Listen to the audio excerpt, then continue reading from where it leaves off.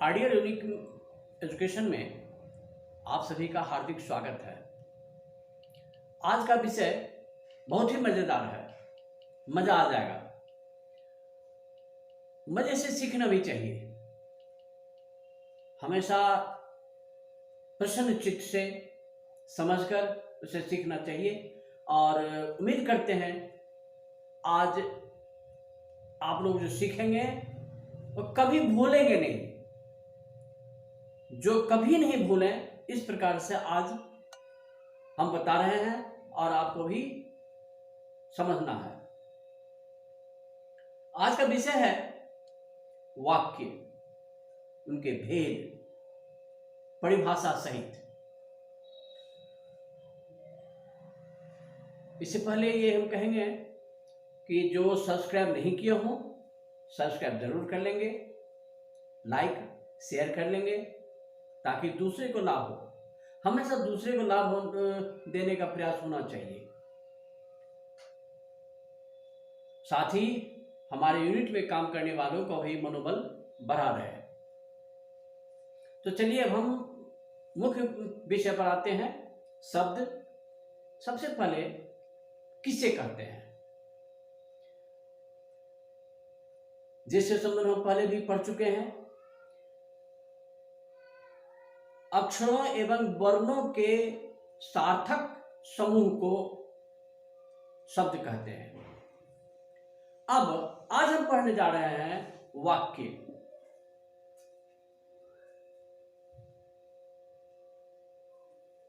उसके भेद उदाहरण सहित। तो शब्द से ही वाक्य बनता है, पहली बात ये ध्यान रखेंगे। तो शब्द को क्रमबद्ध तरीके से, अर्थपूर्ण तरीके से जो बनता है उसे वाक्य कहते हैं। या हम इस प्रकार से कह सकते हैं, शब्दों के सार्थक क्रमबद्ध समूह जो किसी अर्थ को पूर्ण रूप से प्रकट करे उसे वाक्य कहते हैं। क्रमबद्ध का मतलब यह हुआ कि पहले कर्ता, उसके बाद क्रिया, उसके बाद कर्म। ये वाक्य का क्रमबद्ध तरीका हुआ।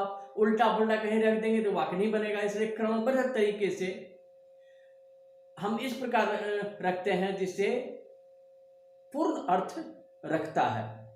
बोलने में भी और सुनने वालों को पता चल जाता है उसने क्या कहा, क्या करने के लिए कहा है या क्या समझाया है। यदि उल्टा पुल्टा शब्द को हम रख देंगे, जहां नहीं रहना चाहिए कर्ता वहां कर्ता रख देंगे, जहां ऑब्जेक्ट नहीं रहना चाहिए वहां ऑब्जेक्ट रख देंगे, तो अर्थपूर्ण नहीं होगा। क्रमबद्ध तरीके से बनाया जाता है ताकि वाक्य का अर्थ पूरा हो। तो उम्मीद करते हैं ये वाक्य का परिभाषा कभी नहीं भूलेंगे। अब आ जाए वाक्य के भेद। वाक्य के 3 भेद होते हैं।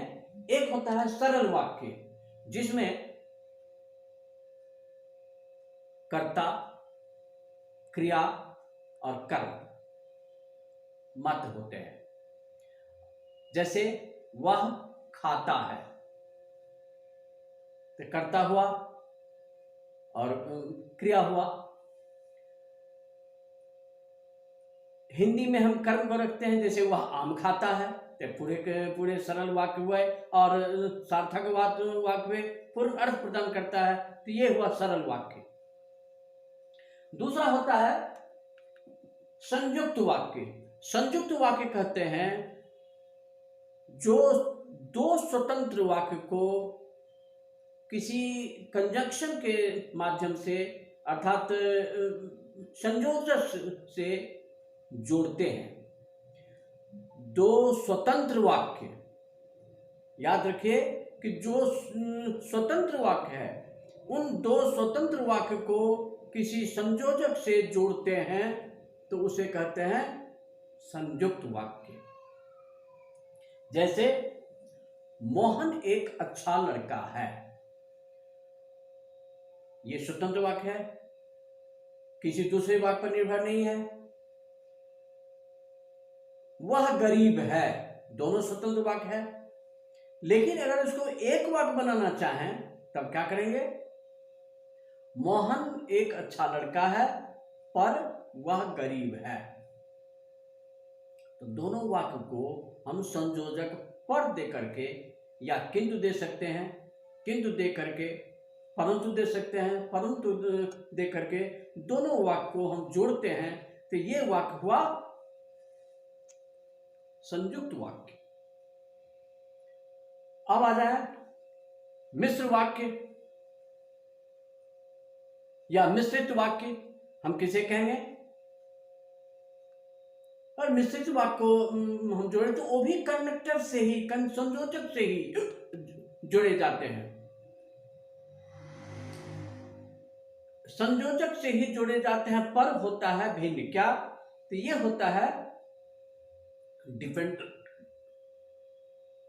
डिपेंडेंट वाक्य, यानी जब एक वाक्य दूसरे वाक्य पर निर्भर होता है और उन दोनों वाक्यों के बीच में जो संयोजक होता है, ऐसे वाक्य हम मिश्र वाक्य या मिश्रित वाक्य कहते हैं।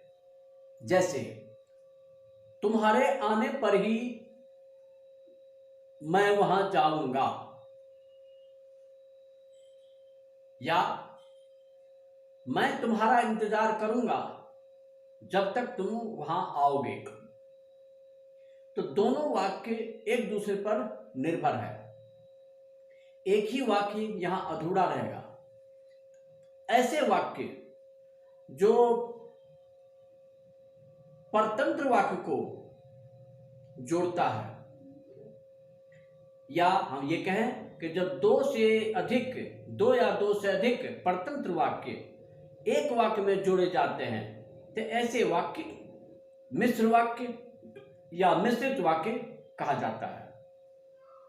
इस तरह वाक्य और वाक्य भेद, सरल वाक्य, संयुक्त वाक्य और मिश्र वाक्य, ये तीन तरह के वाक्य हुए। सरल वाक्य सामान्य वाक्य हुआ, संयुक्त वाक्य